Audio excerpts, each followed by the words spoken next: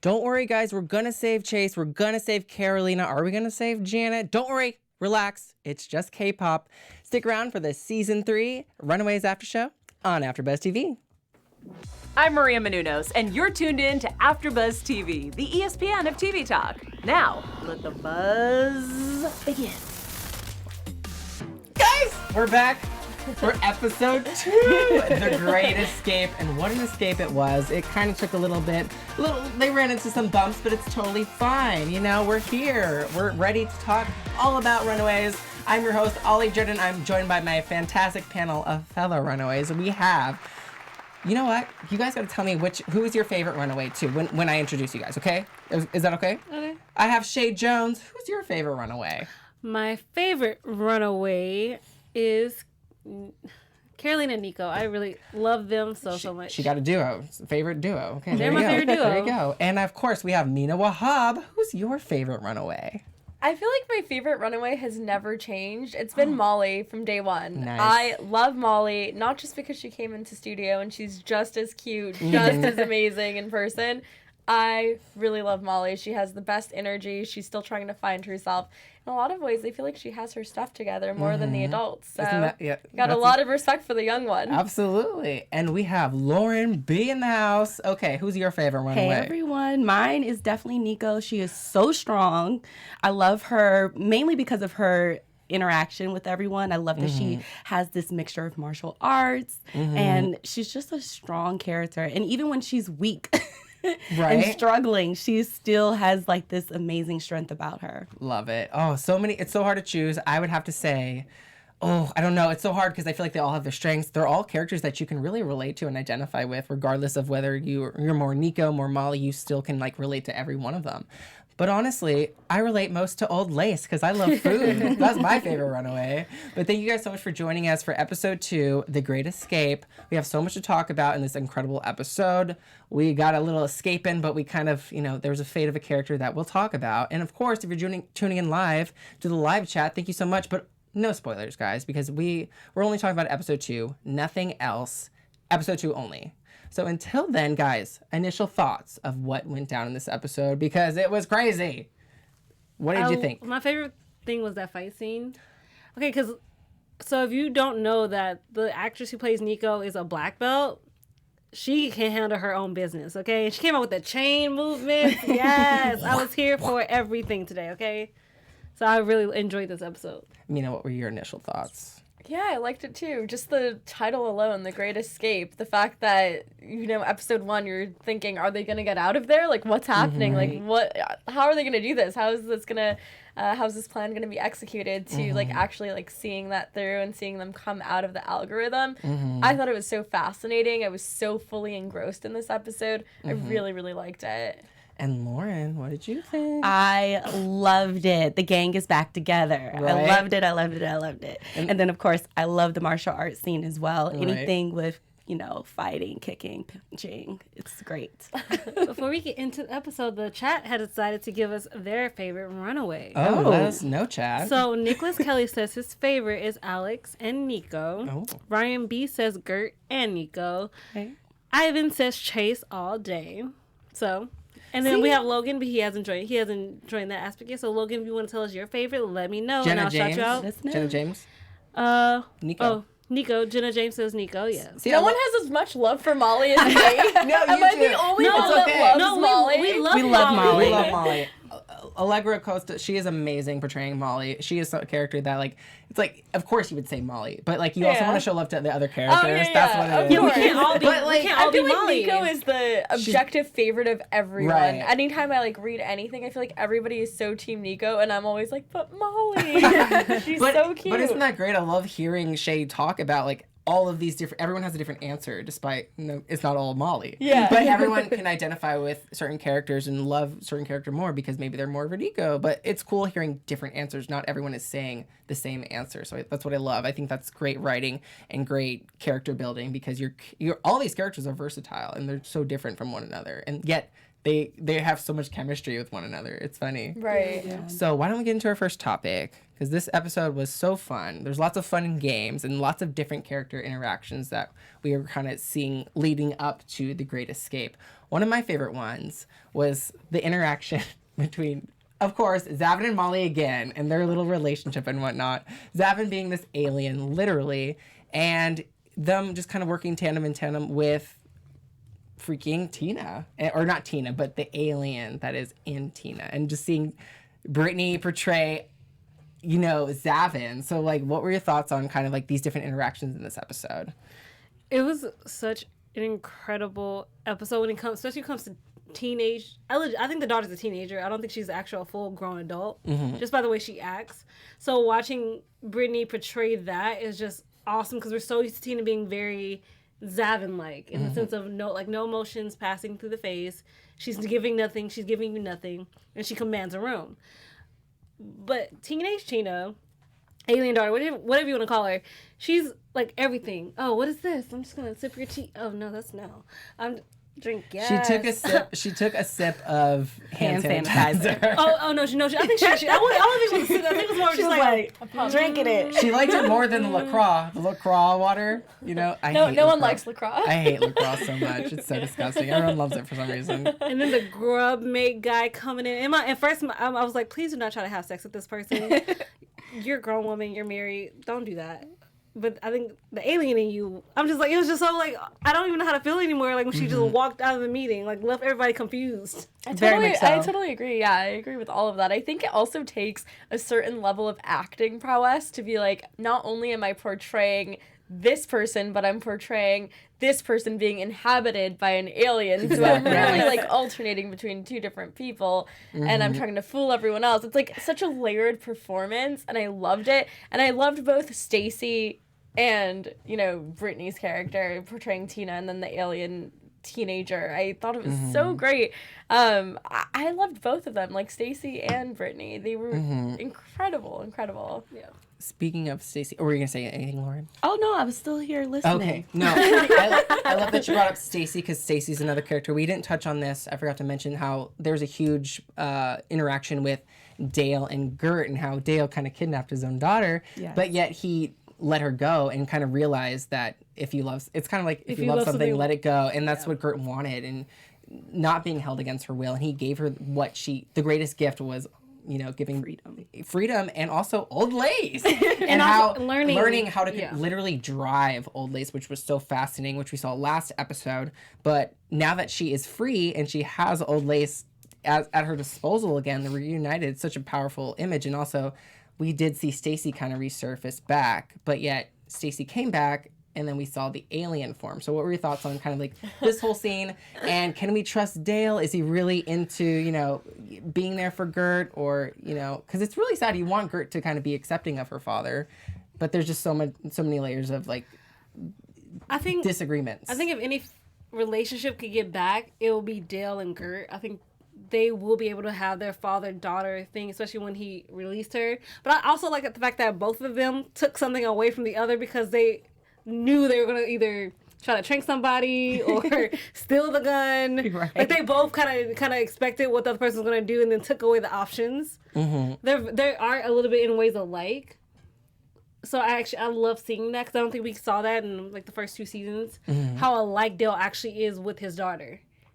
Like not just, okay, I know you want to protect me. This world is scary. Cool. But Dad, I'm 17. You would have had to let me go anyway if I was going to college. So I'm just asking you, you know, spread my wings a little faster here. She needs to leave the nest. Gotta leave and give me the road trip money, please. Like that was a nice little chunk of change. That road trip money, okay? Nice little stack. You can just give me the stack. Did you guys see their house last episode? I don't think we've ever seen the full house. Remember when Zavin and Molly were on the step of that gorgeous house in Brentwood? Like, do you remember that? Yes. Yeah. It looked funky, but it was so cool. It was so sci-fi too looking. So it was you knew that Yorks lived at this particular house, but also it was so cool to kind of see even Dale kind of get fierce at one point when he said, bite her, old lace. But then obviously I feel like Gert didn't want to bite her mom. She headbutted the mom and it was pretty cool. That was an epic scene. If there's any one thing I've learned from this episode, and even like so far what we've seen as a whole from this season, up until this point. It's the power of visualization. That is such a key theme here, because the power of visualization helps them in so many ways. It helps Gert learn how to finally like harness her powers with Old Lace. It helps them, you know, kind of escape from this algorithm. Like, visualization is so important because it's about constructing your own reality. So even if you're captured or you're placed in a situation that you're not happy with, visualization is the one way where you can construct whatever you want. And there are no like confines to that reality. It's whatever you make of it. And I think that theme like showed throughout the entire episode, and I love that the most, especially in the scene with, you know, Old Lace and Gert. I thought it was so cool. It felt like some like weird Harry Potter like harnessing your powers of occlumency thing. Well, yeah, I definitely think it was such a visual episode. It's kind of like, sometimes it's, I don't want to hear the dialogue. Show us what you're about to do. And they did what they did. And even kind of, I love seeing the transcribing of the algorithm with like, which we'll talk about, of Alex, and kind of just seeing like all the lights. It's like, you don't have to be told what's happening because you're seeing everything. You're like, they're showing you what's happening, and you don't need all that dialogue, all of that lore that we've already had. So I think this is why this season in particular is so great. I want to shout out Nicholas in the chat because it's super funny. He said, "Talk about wanting to bite your spouse's head off when they're acting a bit too much, like in the literal sense of like Dale wanting Old Lace too." Yes. Also, can we just talk about that? I love Dale as a human being, as a character, but sir, you were such a weak fighter. I'm sorry. He ran. Like, just like knock you out with the tranquilizer. Really, sir? That's all you had in your arsenal of tricks. But this is just like it makes him more lovable. I personally feel like he's a little bit more lovable just because of it. Here is like he's an overprotective dad trying to like smother his daughter, thinking that he's doing something super amazing, and actually he's just making the situation worse. And then with a tranquilizer gun, you're actually just making the situation worse. This is an alien. It's no longer your wife. Yeah, right. You can't really train this person. Right. And it just shows that he doesn't really know what he's doing. You know, he doesn't really properly raise Gert, you know, so until finally realizing he has to let her go. And it's the best thing to do, for sure. Before we get to our next topic, guys, I just want to shout you guys out, especially in the chat. If you're joining us live, it means so much to us. You guys make us the ESPN of TV talk every time we talk about Runaways or other shows that we're on, you know, because we love talking about television. It means the world to us. So what you could do for us, it'd mean the world if you give us a 5-star rating on iTunes, because the others don't work, right, guys? Only 5 works. And like, subscribe, share with your friends and family on Facebook, Instagram, Twitter, you know, all of the social media. And until then, thank you again for letting us be the ESPN of TV talk. And until then, oh my God, I was like, whose phone is on? Oh my gosh, that was funny. But let's get into our next topic. I mean, the Great Escape. This is what we've been waiting for, finally, because it's been a year, thinking that Carolina and Janet and our boy Chase are going to get eaten by the aliens. Yeah. So it's time to save them. But unfortunately, Nico and Alex kind of are stuck together. It's an awkward relationship ever since they were kind of together in season 1.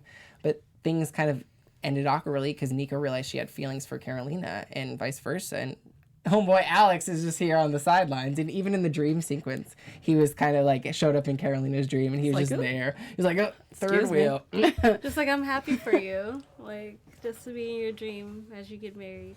Because it's like Alex kind of wants to be there. But also Alex, I feel like, kind of was that character in Amy's life. I feel like Alex and Amy kind of had an interesting, possible romantic relationship. Or maybe it's just a friendship. Mm-hmm. But what did you guys think of kind of Alex and Nico working together? Because they were literally stuck with each other in the closet. Thank you. I was like, does anyone else wonder how long they have been in this closet? Right? It felt like hours, maybe even like a whole day.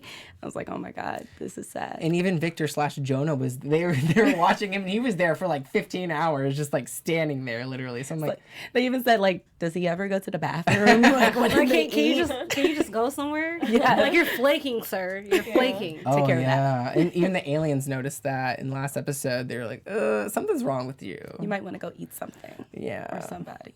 But he doesn't want to eat Carolina, that's for sure. Definitely not. I loved how they had the heart-to-heart where Nico was like, what if I am an alien, Alex? What if there is an alien inside of me? I thought there was like some very interesting foreshadowing going on there. I love that though so much, because it could be an alien, but it also, that alien could not be like an actual alien. It could be something that's foreign, which is Morgan le Fay, which we hear her voice too in this episode. So it's kind of hinting, and I love that kind of like potential red herring. Is it Morgan le Fay or is it an alien? Who knows? So I just love that it's constantly teasing us, and it's like, who What is if there's the more son? than one alien? Like, we hear that there's a sun, but what if there's more than one? And also, I love that theory, but I was even thinking, like, can the host, like, travel too? Like, can they possibly, like, go from host to host? Oh, interesting. To trip us Interesting. Kind of like completely. Zavin shape-shifting, but in a different way, Or inhabiting just, like, different jump bodies. from body to Isn't body. that how, Very isn't that how interesting. Jonah? Yeah, sort so of I'm like, did it? if Jonah can do it, why can't the Wait, brother but do but it?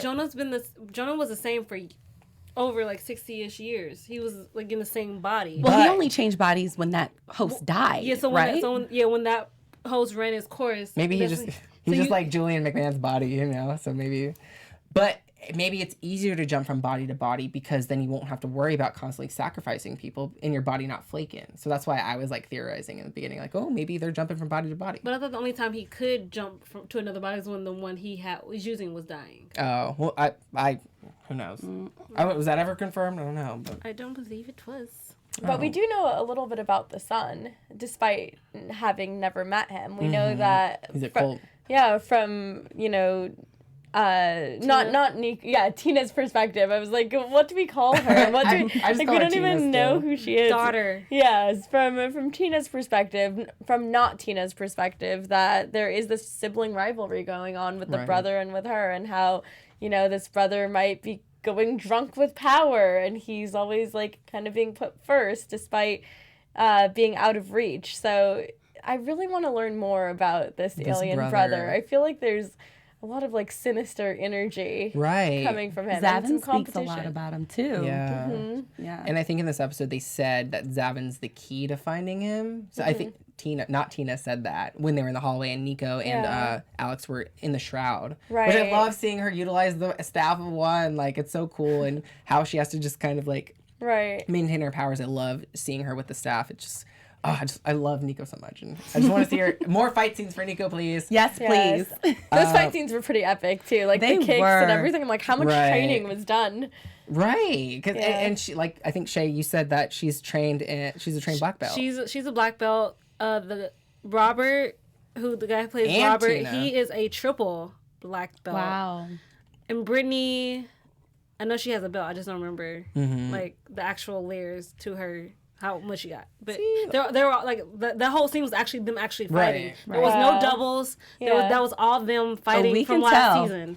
It was great energy. Did anyone see the kick to the face? Oh yeah, I was No. like, oh snap. We saw the chain though. Deal chain. she's like, man. she's like, you want to come? Okay, Kill Bill style. Kill Bill Go-Go. Loved I was it. like, damn. Oh man, y'all gotta go back and see the kick to the face. Y'all will jump literally out of your seat. I hope this season has more fight scenes. Like, I'm not predicting, but I would like to hope that we could get more fight scenes, because that's what we want. We've been wanting that since season 1. So Oh, that's all I Nicholas in gotta the say. chat says the entire Minoru family, including the actress who played Amy, all have black belts. They all are all trained and skilled. And he said hashtag that high kick though. I love that. That's amazing. That's good casting, and also it just shows that these actors are like not just actors; they're multifaceted, and they're so talented. It makes me like make me feel bad about my life. I'm like, geez, I'm not that talented. But shout out to Brittany, shout out to Robert, and shout out to James who plays Robert.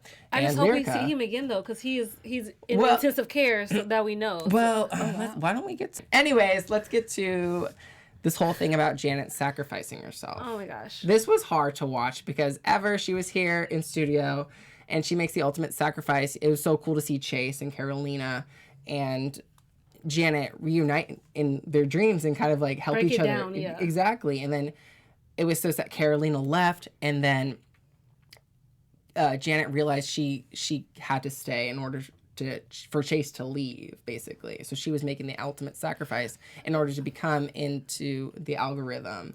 And I think he needed that. I think he needed that talk with his mom in order to realize and remember who he is, and just to know that no matter what, she was proud of him. You know, despite all his faults, she's like, you're such a great friend. You're so talented. I'm so proud of what you've accomplished.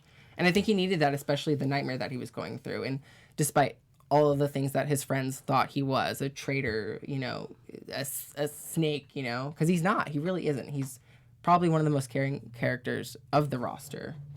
Were you gonna say something? I had a question though. This is so confusing. Okay, so once Chase went through, her hands were still on the door, right? Mm-hmm. How come she couldn't push her body forward to walk through it?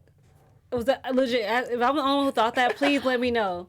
I She had thought to they hold were the door open. right. They had to hold it open. Right. But didn't they say something about if you walked through it by yourself or something, the energy would have killed you or something about that? You can't walk through it alone. I remember something about that. Yeah. You have to have someone opening it for you. That's why when Carolina Gotcha. was just doing it on her own, it was a lot. And then, yeah, Okay, so Janet tried to step in. Okay, so that's why she stepped in, and that's why she couldn't. So she had to Yeah. stay. Yeah. Okay, That's how I interpreted it. that's That's still how I did, sad. too. But I agree with you. I'm glad that they had that moment, because I think he did need to understand that I am proud of you. Like Yeah. everything you've become, despite everything that we did to your life, you should be proud of it. Mm-hmm. You should embrace the fact that you are a genius and you are smart, because that is what you are. Right. You are my son. Like we having this whole conversation about breaking down the barriers, and like they're helping each other. Right. Like you need to like harness that a little bit more, because you're worth it. Yeah. You are. And it was also the setting that I thought was really nice. It was, they look like they're in this place similar to the Northern Lights. Right. Yes. And she's like, I'm just going to stay here in the algorithm and I'll be here forever. And this is where I came with you every single day when you were little. Mm-hmm. And it literally pulled at my heartstrings. I was like, this is Right. such a beautiful, like, Simba Mufasa moment. Or like Right. Black Panther moment, like no. Or for real. It's so beautiful. Black Panther even. Like Yeah. it was very beautiful and it was very touching, and it makes me sad because I really genuinely loved Janet. Mm-hmm. I know she's tied to the Pride, but to me she was probably the most trustworthy character of the Mm-hmm. Pride throughout the whole entire run of the run of the series. She only cheated on her husband. No, I'm kidding. Let's not forget about that. She loved her boy. She loved Chase.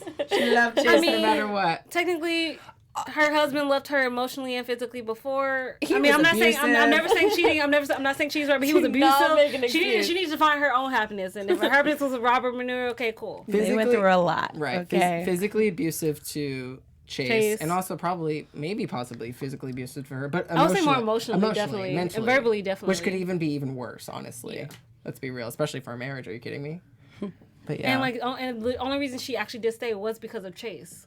Mm-hmm. That was the only reason. That was the only tether that she had to her husband. and it's almost as if she didn't die. It's kind of like an ultimate sacrifice of just not being able to be in reality. You're just kind of stuck in the whole purgatory thing, as you Yeah. mentioned. Yeah. She's just kind of literally she's a part of the algorithm. But she was able to change the algorithm, which I Right. loved. She didn't have to stay in that terrible purgatory with her husband making her crepes, who's like a very pleasant version of her husband, let's be real. Hey, I would love James Marshall to make me. I mean, crepes all before day. he was just like working all the time. Now he's just like serving to her every need all the time, and yeah, You're just like no, and then like was like, look, "This he is also not my kind of husband." twisted like her. She's like, you're trying to twist my only happy memories that I've actually ever had of my marriage. I would have said get the hell out, but she said get out. So I would have said that, but yeah, let me have my own alone time now. Like you were alone by yourself on your trips, and now I'm alone right now. She wants me time. She needs me time. She needs to figure out how She to was get out just of here. taking her power back. Which I think that's also what we keep saying. You love about Janet. Like Janet from even season 2 was trying to like slowly take back her power, find her power in the same way, because it was beaten down for like years and years and years.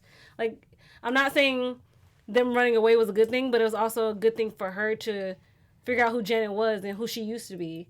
And now that she's stuck in the algorithm, maybe she can create the world she should have had in the sense. She can become the ultimate like Tony Stark or Shuri, Shuri? Shuri. Who's Shuri? Tell us. Oh, Shuri. Oh, Hello. sorry. I thought we were on series. Sorry, I'm caught up now. Well, anyways. I know who Shuri is. Just so you Anyway, know. R.I.P. Janet, or not really R.I.P., but just kind of like chill, rest in power Rest in in power. the Yeah, algorithm, let's say right? that. It's not peace. You in power, baby. Okay. But who knows? Who knows what the possibilities of that? Because I mean, without her, she wouldn't have been able to let them escape without her at the end of the day, because she was the one who was able to transcribe the algorithm so that Alex could eventually save them all. So it was very I love that you said taking her power back, because that's basically what she did. Absolutely. Through sacrificing herself. So it was a shame. I told you, Jesus. I literally told you. No, she became She walks on Jarvis. water. She sacrifices Jarvis. herself. She became Jarvis. Like I've been many sitting in the chat. He things actually there. did that. I appreciate you, Ivan, for that one because I actually didn't think about it. She Oh my became God. Jarvis. I love that so much. But who knows? They may bring like this whole situation back. Somehow I think they're going to tie this algorithm. Ooh, what about putting her in a new Later body? on. Ooh. Maybe. Oh, okay. See? Get those predictions ready, y'all. Okay, because we're gonna get those predictions at some point. So let's get on to kind of the finally great escaping everyone. Okay, because it was so cool. Obviously, we talked about Nico fighting Jonah. Such an amazing scene. But what I loved was at the end, Nico was kind of getting beat a little bit. She was getting dragged. Ooh. But then Molly comes in for the save. Bam. 1, 2, buckle my shoe, punches the crap out of Jonah. It was just like, hey. And then all the girls come in as her backup. We got Old Lace, Zavin, and even Gert is there. I'm like, when did Gert come all of a sudden? Well, you don't have Old Lace without Gert. You need one without you can't have one without the other at this point. Right, but I don't remember seeing Gert in like the. She sent a text. Remember, and then they told Zavin sent the text back. Come to the house. We didn't get the regrouping. We didn't get that scene. But it was so cool to have them like just kind of like. Finally best Jonah, because Jonah's been untouchable basically for the entire series since he's been introduced. So everyone escapes and they kind of like are able to kind of regroup back at the hostel and whatnot. But wait, before they did that, why did they just leave him on the ground? That's true. Because I'm gonna help you. Well, sir, you tried to kill me multiple times. Do something. Lock him up. Try to change that him. That is a lock up. Like the inhibitor is the only thing that's legit. When Tina comes home, she can get him. She can help him out. Yeah, okay? That's a good point. What do you guys think of that? What do you think they should have done? Because it's hard. It's a gray area because they know that's Carolina's father, and Carolina obviously has a little bit of daddy issues, just a little bit. I mean, where's her? She loves him. Regardless. She was definitely upset when Nico, quote unquote, killed him originally last season, right? Or was that the first season? First season. So there was a lot of tension there. So what do you think that was the right decision to leave him kind of there on the floor? You want my opinion? Yeah, that's what I'm asking. I would have left his ass on the ground. Not finish him off. How much? I mean, what? I don't even know how would you kill? I mean, I think you're in a way like petrified, paralyzed, whatever. I don't really know how to kill you, and I need Stacey to come back so she can tell me how to defeat you. And until that moment happens, I'm gonna leave you on the ground. I'm gonna make you weak. Keep on flaking. For later. Keep on flaking. That's all I think. Also, killing the body isn't killing the alien. That's true. You're not killing. Very true. Because that's what happened the first time. And I feel like that's what they did with Stacey. I mean, Gert was just like, oh, let's just leave her here and let's leave before she wakes up. Mm-hmm. But she wakes up instantly after because she's not even knocked out. But I mean, I can't see a reason to completely finish off the person. I think if you kill the person, then you're actually killing... you're not killing the alien, and I think that was only killing the body. Yeah, you're killing the body because the alien is it's like Lord Voldemort. He takes several forms, inserts himself in Professor Quirrell. Yeah, if you kill Professor Quirrell, Voldemort still comes back and Chamber of Secrets. He's in a diary. He's in a diary, a crown. You gotta get rid of all the Horcruxes, and that's how you do it. So it's the same thing with this. It's very similar. You have to figure out how to kill the alien itself, not the host. Yeah. Mm-hmm. It's like a disease. Yes. It's literally. I wonder if there's a way to extract the alien. Yeah. Like instead of not even destroying so much as an extraction into a place where they can't get out of. That's not a bad idea. Right. Let's do it. Zavin, give us the tea on that and more at 11. But kind of ending this episode was the reuniting back at the hostel, as I mentioned, and kind of everyone still on the fence of Chase and how he kind of betrayed them. Yet, our girl Molly was the MVP of this episode because she had Chase's back. And she said, I'm not losing any more family members. We are a family. Even you, Zavin, who kind of came out of nowhere, even though you're ready to kill Nico. But what were your thoughts on kind of Molly really standing up for Chase despite everything that happened? I think he did leave you guys, this and the other. However, he's still a kid to you. Like, I think they all forget that they're all still kids because they've had to grow up super fast, but they're all still kids. He got scared. And I also feel like he was down himself. Yeah, you should stay mad. I'm not saying you shouldn't stay mad and make him work for your trust again, work for your respect, work for your forgiveness. Mm-hmm. But he just lost both his parents. You guys at least still have yours. Right. Some might be inhabited by aliens and some might not be, but at least you have them. They're there. He will never be able to see his mom again. His dad's alien abducted, so it doesn't even matter. He has no home no more. Right. He has nothing left. Mm-hmm. That's tough because Janet was kind of the first loss of the pride. You know, literally, she was the first loss of the pride. She was the first to try to be sacrificed. Right? And then Robert's in intensive care. So it's just kind of, this is crazy because she was literally kind of the first, quote unquote, death of the series in terms of like the series regulars, the main cast and whatnot. So it was very profound, very upsetting to me. I'm going to miss you ever, but she's getting so much work with, is she still on? Handmaid's Tale, I think. Yeah, I'm like, she's getting so much work. She good for her. Good for her. But we also do have to realize that Chase was manipulated in this situation, and his friends are being a little harsh given the fact that all of them at some point in time have been manipulated as well. And it's a sore spot for Chase. He's always, as we talked about on last episode, he's had this need to be wanted and have like this acceptance. So finally, when Victor/Jonah was like, hey, come back home, it was like the words that he wanted to hear. Right. So how could you not be gullible and believe that maybe your parents are not going to be evil and not try to kill y'all, and this is going to work out, and I can be the voice for my friends. So his intentions were pure. Especially since I think we talked about it already about how he just wants the acceptance, especially from his father, because of all the abuse that he suffered, and he just wanted his father to really fully accept him. And of course, he felt very sentimental in the past when his father was going through the cancer and whatnot. Right. And obviously it's kind of Jonah more. It's more Jonah now. But he's a good boy.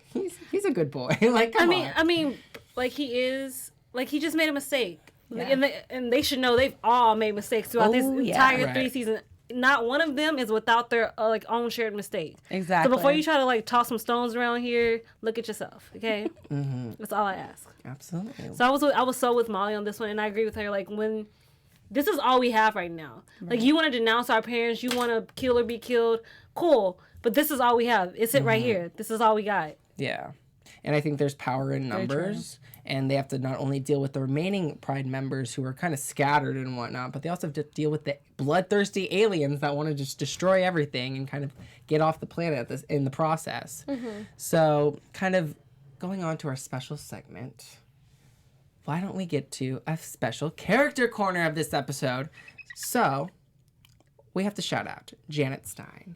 Because in the comics, well, one, she's kind of out of the series now, but in the comics, she was kind of a different character. She was much more evil. She was not the sweet little Everdeen that we come to. You should call her Everdeen. Carradine. Sorry, my bad. But she was more evil. She was actually, how her husband Victor, he was physically abusive to Chase, but she was actually emotionally abusive to Chase.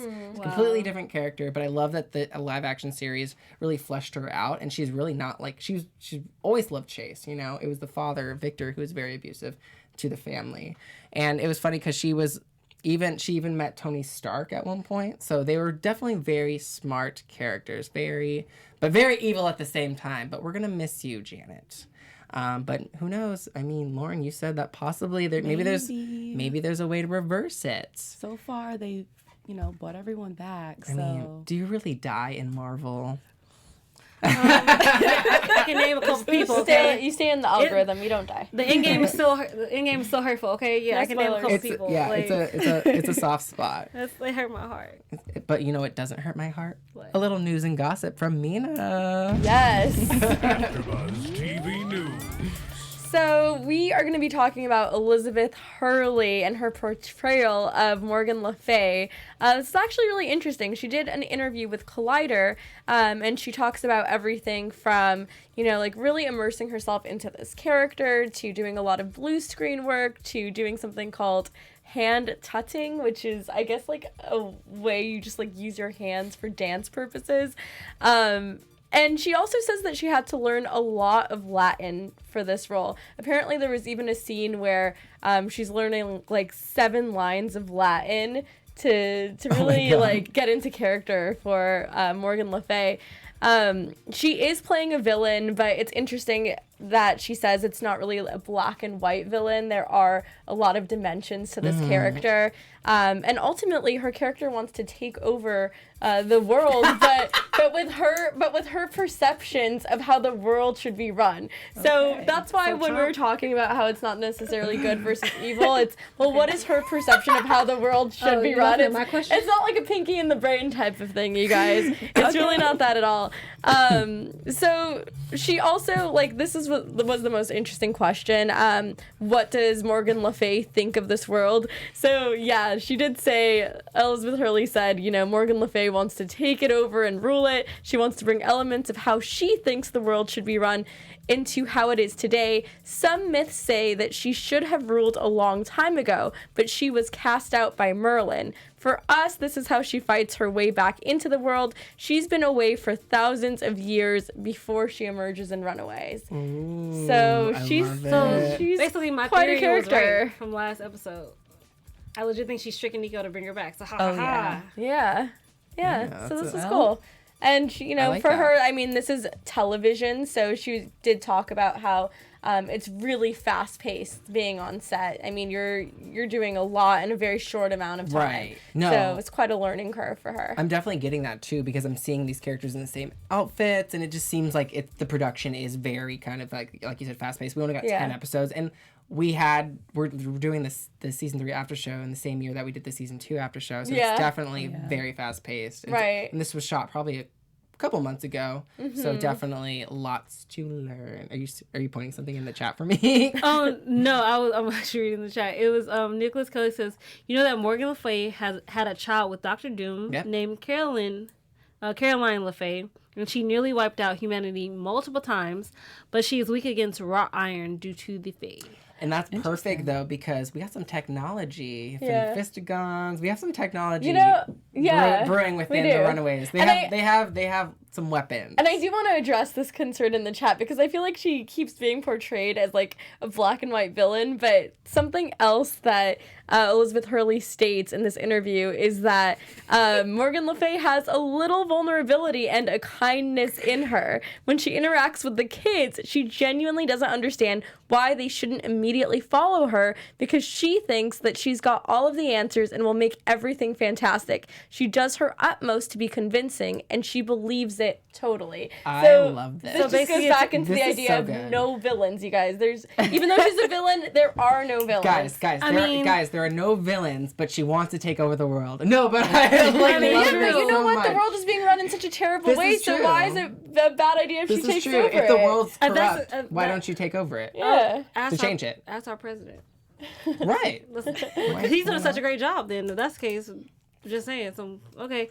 However, somebody in the chat said finger tutting is also a form of spell casting that they use also in the Magician's show on Sci-Fi, which is doing in season 5 right now. So Nice. Interesting. Very well, cool. Thanks we still for that. we still have a little time left in the after show. Why don't we get to some rapid fire predictions in terms of like overall kind of like the end game, especially with Morgan le Fay. What do you think that she's going to do coming into this? I know Shay, you think she's going to trick Nico, and I kind of am on the same boat as well. But kind of overall thoughts of where Morgan can kind of like play into the remainder of the season. okay. I don't think. Yeah. Go you ahead. can go. Sorry. No, you can I was gonna say I don't think she's here to trick anyone. Just like the interview says, I feel like she really believes that her way of thinking is right, and she sees that the world is being run in a way that's very chaotic. So I think she's going to try to form an alliance with the children and get them to all be on her side. So whether Gotcha. she is able to accomplish that will be very interesting. We know that there is a mistrust of the adults by the kids in this entire season and in seasons past, but I feel like because she's not part of Pride, she might have a different type of persuasiveness that Pride can no longer exert. Right. So it would be interesting to see how she interacts with the kids and if it's just going to be Nico or if she's going to be interacting with multiple people. Yeah, she's trying to get into the actual like real world. Yeah. I definitely agree. I don't think that she's going to trick her, but I think Nico is going to finally have to turn around and seek her help And I know in some of the dream sequences that have been shown thus far, she has come to her as a mentor, as guidance, trying to help her harvest her power, harvest her skill set. Right. So I think we're gonna get somehow, some way, and a little bit of a pinch with Nico's back against the wall, Right. and she's gonna have to lean on her. I love that. I love that theory because especially since she doesn't have her mom to help her with the staff. The staff is broken. She's going to need to help. Maybe Morgan's going to help her repair the staff. And maybe by doing that, Or it's going to be an exchange. if you repair the staff, you have to bring me into the real world. Yeah, that's or what I was something gonna like say. that. It's going to be an Right. exchange. Not. I mean, technically, it's still kind of tricking because like you offered yourself up as a certain way, Right. And now when you need me the most, I'm now asking for a different exchange from you. Right, and Nico needs a mentor kind of because her mom's gone, but maybe by having this mentor of Morgan, maybe she'll realize that it's not the right decision, and maybe it'll bring her closer back to her actual mom, Tina. So that's kind of like my predictions. We'll see, but we'll see. There's no villains like we've said on this after show. But unfortunately, we do have to wrap up this episode. We've talked a lot. It's been such a great discussion with you guys, and especially in the chat, Nicholas Kelly, Jenna James, Logan Knight, everyone. Ivan, But Ryan B. where can I find my amazing panel? Start with you, Lauren. Where can we find you on social media? And anything you want to plug? Well, you can find me on Instagram and Twitter at Lauren B. Mosley, Mosley. You can also find me on Wednesdays here at AfterBuzz, talking all things Vikings. Yes. Hey everyone, I'm Mina Nidine. You can follow me on Instagram and Twitter at Mina Makes Magic. You guys, I do a lot of cool content when it comes to interviewing people on the street, movie reviews, astrology, so keep up with all of that on my channel on Instagram. You guys can find me at Real Shay Jones on Twitter and Instagram. You can find my new A Disney All the Way Christmas on our AfterBuzz TV Christmas 24/7 channel, and High School Musical, the series on Tuesdays at 8 p.m. guys. And we had an amazing interview last week with Carlos. Check it out. Yes, you better follow all of my amazing Runaways and myself, Ollie Drennan, at Ollie Jammer on Twitter and Instagram, and check out my cosplay page on Instagram at Ollie Cosplay. And until then, we will see you for the next episode of Runaways After Show on AfterBuzz TV. Bye, guys.